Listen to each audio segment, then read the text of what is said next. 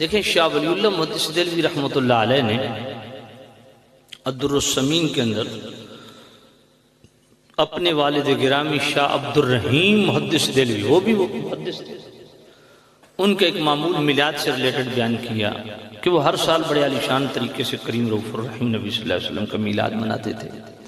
ایک سال ایسا آیا کہ ہاتھ تنگ تھا، کوئی بڑا اہتمام نہ کر سکے، تو گھر میں ایک چنوں کی پلیٹ تھی، چنوں کی پلیٹ پر فاتحہ شریف پڑھی،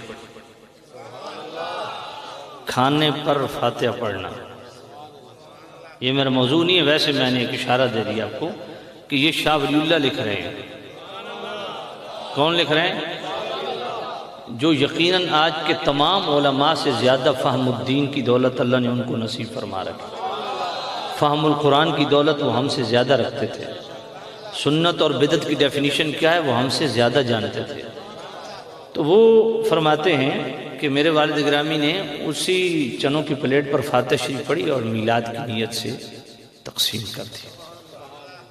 رات کو جب سوئے تو طبیعت بڑی پریشان تھی کہ آج کوئی بڑا اہتمام نہ کر سکا، تو خواب میں کیا دیکھتے ہیں کہ کریم رؤوف الرحیم نبی صلی اللہ علیہ وسلم کے سامنے وہی چنوں کی پلیٹ پڑی ہوئی ہے اور آقا کریم صلی اللہ علیہ وسلم چنے تناول فرما کے خوش ہو رہے ہیں اور فرما رہے ہیں عبد الرحیم تیرے چنے ہمیں بڑے پسند آئے ہیں۔ اگر میلاد خلاف شرع کو معاملہ ہوتا، شرع شریف کے معارض و مخالف کوئی چیز ہوتی، تو آقا کریم یقیناً فرماتے عبد الرحیم تو محدث ہے میری امت کا، تجھے پتہ نہیں کہ میں نے اپنی پوری 63 سالہ زندگی میں میلاد نہیں منایا، خلفائے راشدین نہیں منایا، یہ تو بدعت ہے، تجھے سنت کا احیاء کرنا چاہیے، سنت کو زندہ کرنا چاہیے، تو بدعت کے کاموں میں لگ پڑا ہے۔ نہیں، میرے کریم رؤوف الرحیم نبی صلی اللہ علیہ وسلم نے ان کے عمل کو سراہا اور خوشی کا اظہار بھی فرمایا۔ اللہ اور میلاد کے لنگر کا باقاعدہ شاہ ولی اللہ نے فرمایا، یہ لنگر ہی ہے نا، چاہے آپ تھوڑا پکائیں یا زیادہ پکائیں، بلکہ شارح بخاری امام قسطلانی مواہب اللدنیہ پہلی جلد صفحہ 147 میں وہ فرماتے وہ لا زال اہل الاسلام یحتفلون بشہر مولدہ، آگے کیا فرمایا؟ یعملون الولائم، ولائم ولیمے کی جمع ہے، اور ولیمہ اس کھانے کو کہتے ہیں جو خوشی کے موقع پر پکایا جاتا ہے۔ تو شارح بخاری امام قسطلانی فرماتے ہیں کہ مسلمان محافل میلاد کا انعقاد بھی کرتے ہیں اور لنگر کا اہتمام بھی کرتے ہیں۔ دوستو یقیناً یہ جن حضرات کا میں نے حوالہ پیش کیا آپ کی خدمت میں، حضرت علی قاری جیسے محدث، جی امام جلال الدین سیوطی رحمۃ اللہ علیہ کو عام بندہ نہیں ہے، انہوں نے جاگتے ہوئے بیداری کی عالم میں 70 سے زائد مرتبہ نبی پاک کا دیدار کیا۔ دیوبند کے اتنا بڑا شیخ الحدیث انور شاہ کاشمیری فیض الباری شرح بخاری کی پہلی جلد صفحہ 201 پہ لکھتا ہے کہ 21 مرتبہ امام جلال الدین سیوطی رحمۃ اللہ علیہ کو بیداری کی عالم میں جاگتے ہوئے کھلی آنکھوں سے حضور کا دیدار ہوا۔